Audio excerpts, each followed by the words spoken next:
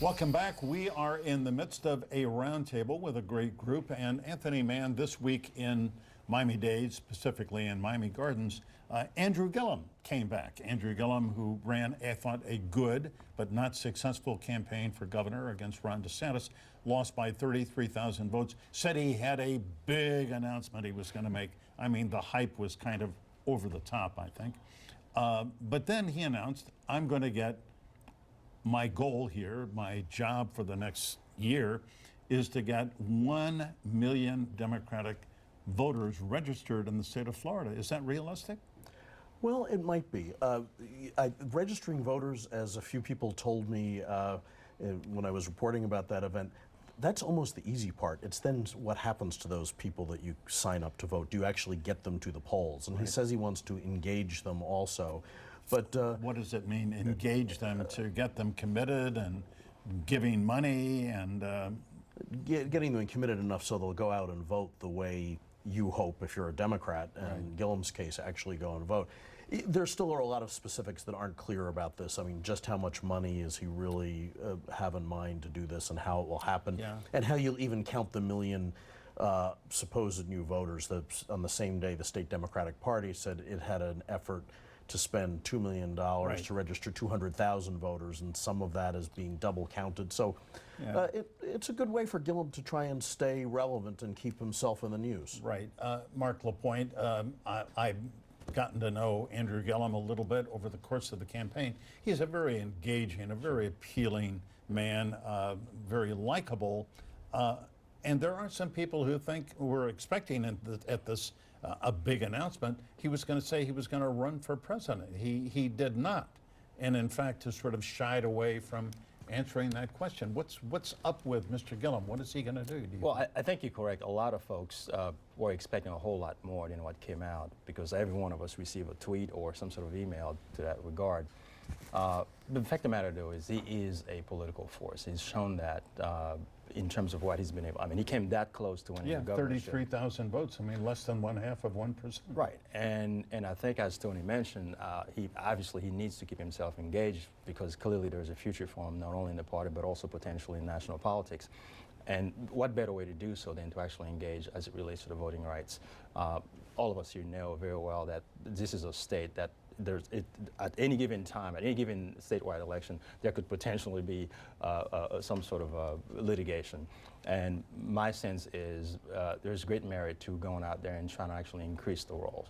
And particularly given what we know, what's been going on with the felon voter registration. Amendment 4. Right. We know now there's been some issues with that in terms of the legislature trying to actually minimize the number of folks who actually can get that. So I think you ought to be given some credit for actually engaging, for wanting to go out there and actually increase the rolls. At the end of the day, you want to have that. Yeah, well, Florida has, what, 13 million voters. I mean, let's get everybody who can vote legally on the rolls. And Rocky, that brings us, I'm glad Mark brought this up. The state legislature, specifically the House, has a bill going through which would add, in the view of some, impediments for ex-felons who, according to Amendment 4, 64% of Floridians, of course, said an ex-felon who served his or her time, made restitution, should be able to vote. Just go in, register to vote. The House is saying, no, they got to pay any court fees or fines or other things. Is that fair? Is that what voters wanted? It's what they voted for, because the amendment said sentence. You have to have completed all aspects of your sentence. And in many cases, a fine is an alternative to incarceration. That's a sentence. In other cases, it's a restitution as a condition of probation.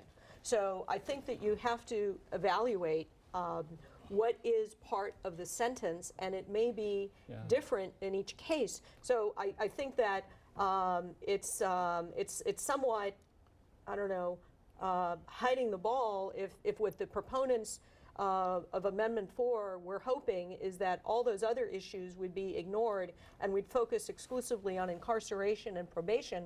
That's not really complete. They were fooling the voters if that's what they thought, Mark, because the sentence is much more complete. You see this differently. I would respectfully disagree with Rocky, and Rocky is so well learned about a great deal of this. But the fact of the matter, though, is this.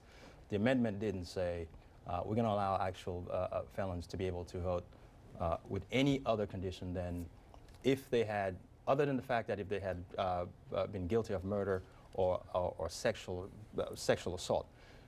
The fact of the matter, though, is what they're trying to do right now is unconstitutional.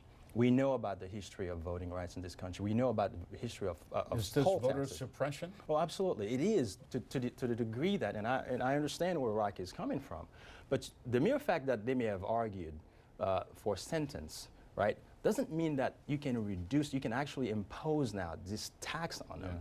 Because now a fine, it is a fine, it is a payment. At the end of the day, there's been tons of case law. If you look at equal protection litigation, that says you may not impose this. Now, you may phrase it any way you want, but it is still a payment. Yeah, I'm going to have to jump in. We could go on here, and perhaps we will after the show.